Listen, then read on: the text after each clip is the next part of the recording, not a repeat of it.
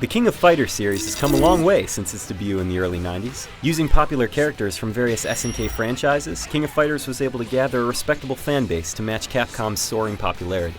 Well, it's 2009 now, and we've seen a resurgence of the fighting game genre. Both Street Fighter IV and BlazBlue have already set the bar pretty high, so let's see if King of Fighters 12 has what it takes to compete.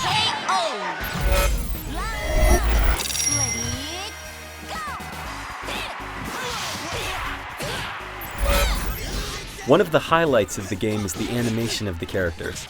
All of the animation is hand-drawn, and the fluid punches and kicks speak for themselves. Unfortunately, the graphics have a downside. Heavy pixelation and/or fuzziness bring down the overall look of the game.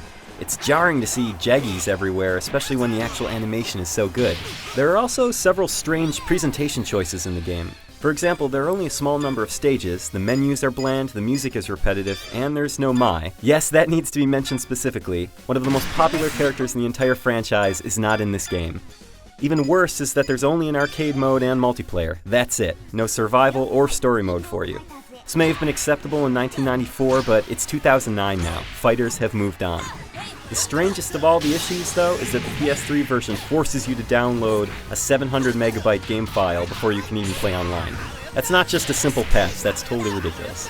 As a side note, a lot of the backgrounds in King of Fighters 12 use unfortunate stereotypes of different ethnic groups. We know there's some artistic license to be had, but some of these things are just plain offensive.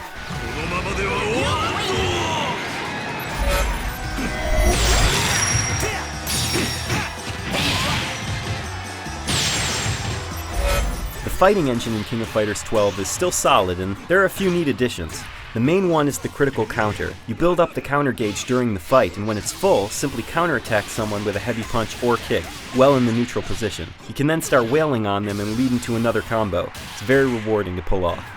Playing locally is fine, but once you step online, the nightmare begins. At the time of this review, both the PS3 and 360 versions have massive problems. It's really hard to get into a game, and once you do, the lag is horrible. Let's take a look at an actual online match I played. The beautiful animation turns into a slideshow. It's not an exaggeration to say that online multiplayer is broken.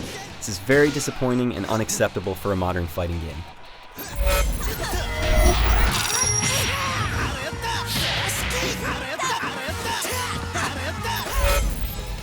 King of Fighters 12 has a lot of problems. The core gameplay is good, but bad presentation and broken online multiplayer hold it back.